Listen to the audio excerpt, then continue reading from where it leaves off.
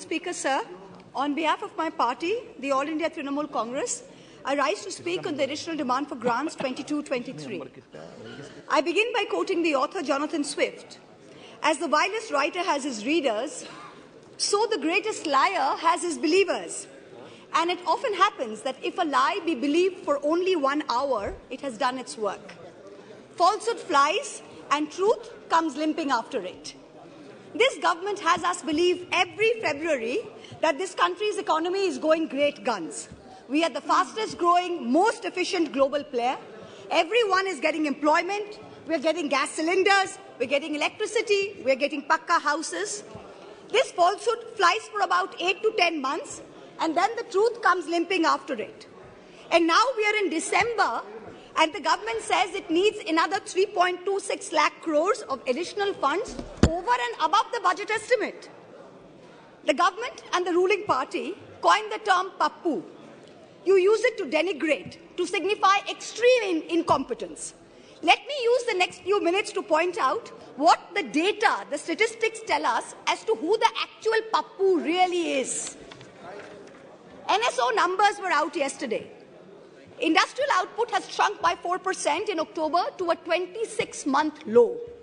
The manufacturing sector contracted 5.6%. Manufacturing is still the biggest generator of jobs.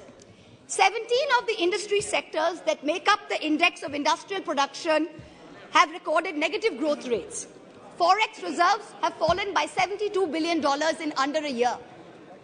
The Honourable Finance Minister yesterday during question hour mentioned how apparently 50% of FII inflows into emerging markets are coming into India. Wonderful.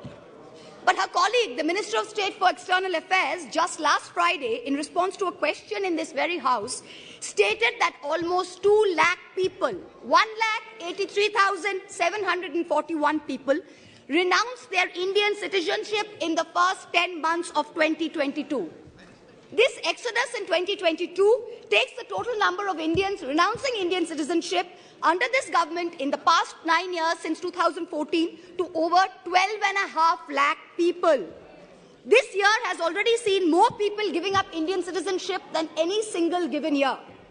High net worth individuals are willing to pay up to $1 million to get citizenship of Portugal, of St. Kitts, of Greece. Is this the sign of a healthy economic environment? Of a healthy tax environment? Who's the Pappu now? There is an atmosphere of terror in this country with the sword of the Enforcement Directorate hanging over businessmen and high net worth individuals.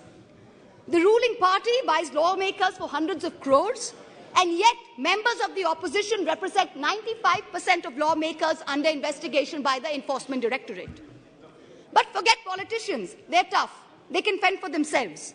Businessmen and high net worth individuals are soft targets.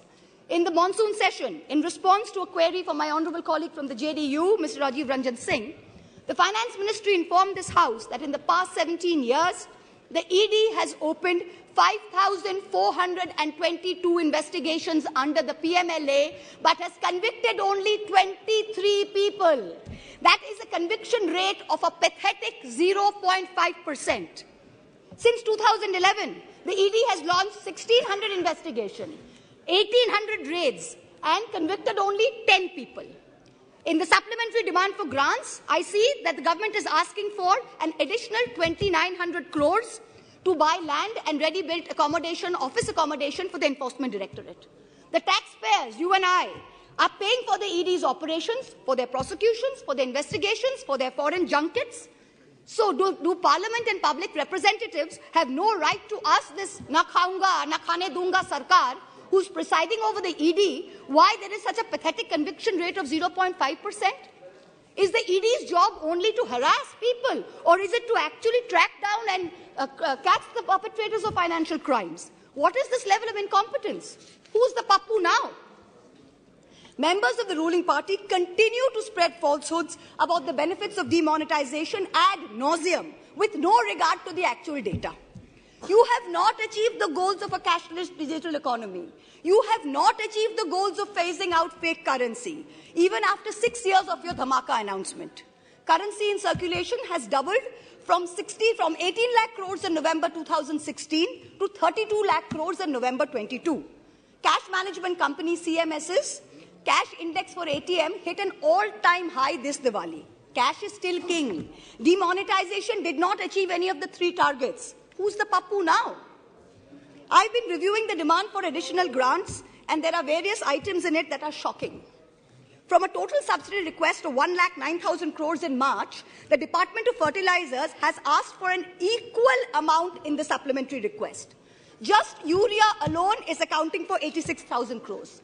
Phosphorus and potassium are controlled because they are nutrient-based subsidies.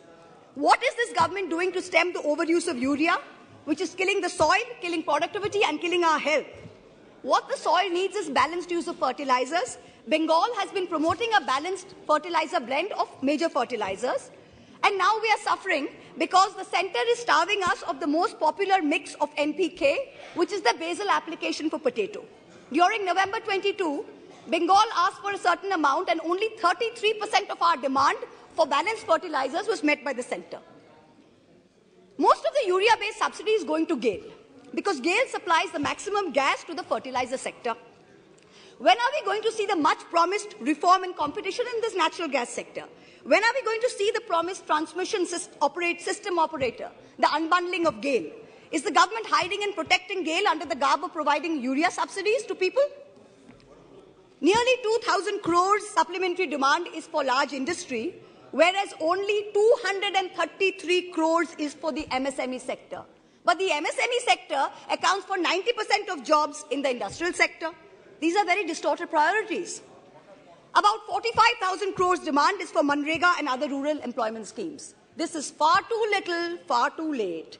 The rural sector accounts for nearly 2/3 of employment in this country. Field reports suggest that only a very small fraction of rural households are getting Manrega jobs. That too not more than 30 to 40 days instead of the assured 100 days. That too, there's a 3 to 4 week lag in wage payment simply because there is inadequate allocation of funds. There is also no supplementary demand for subsidized food delivery under PDS. There's an overall anti-poor bias in the supplementary demand for grants. BSNL is being provided, this is very interesting, BSNL is being provided a viability gap funding of 18,000 crores for rural wireline operations. Prima facie, I don't have a problem with this. But if the government of India wants to keep giving BSNL viability gap funding, it is also giving it free spectrum worth 30,000 crores. Then why not make BSNL free roaming rural for everybody? If I'm not a BSNL user, I'm an Airtel user. I am paying for BSNL's free spectrum. It is not only BSNL subscribers who are paying for it. So if Airtel has poor network in a rural area, why can my phone not latch on to BSNL? Taxpayers are paying for this. Make it free for all in rural areas. The supplementary demand for grants will amount to an additional expenditure of about 4.36 lakh crores. This is going to raise the fiscal deficit above the target that you mentioned in the budget. So what is the government's additional revenue mobilization measures, especially non-tax revenue, that is going to make this up, make up the additional expenditure so we stay within the fiscal demand targets, fiscal deficit target? The Honorable Finance Minister yesterday stood in this House and she likened us, the opposition, to Videsh ka dushman.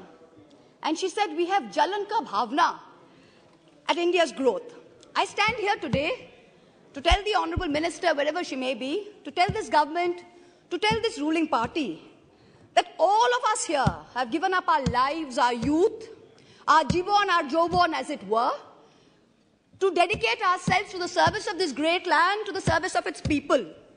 We represent the farthest corners of this country, from Karimpur to Kutch, from Katgodam to Kasargod. It is our inalienable right to ask the questions of this government. It is our right to question your incompetence. And it is this government's Raj Dharma that should make the treasury benches sit down, listen to our voices, and not react like the proverbial Khisyani Billi. It requires enormous courage and tenacity to simply stand up here and speak the truth, and we are doing it. In contrast, the ruling party is moving from one incendiary issue to another, from the division of Bengal into North and South, to the Citizenship Amendment Bill, to releasing convicted lifetime murderers and rapists just before an election, to openly trying to challenge the judiciary into submission.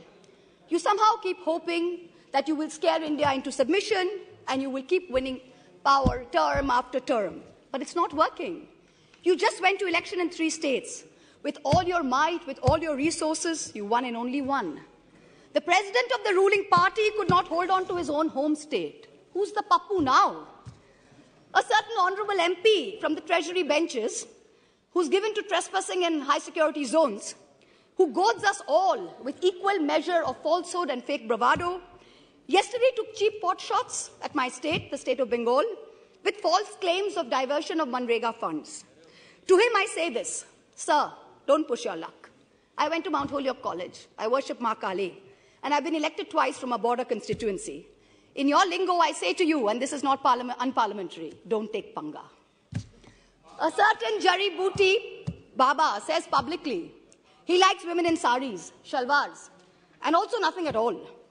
In the presence of the wife of a deputy chief minister of the ruling party, hand on heart, ask yourselves, had any opposition leader said anything remotely similar, you would have been baying for their blood. The ruling party does not denounce it. There is no outrage. A convicted murderer and rapist is publicly giving sermons while out on parole, and leaders of the ruling party are listening to it. You do not have the moral clarity to call out right from wrong.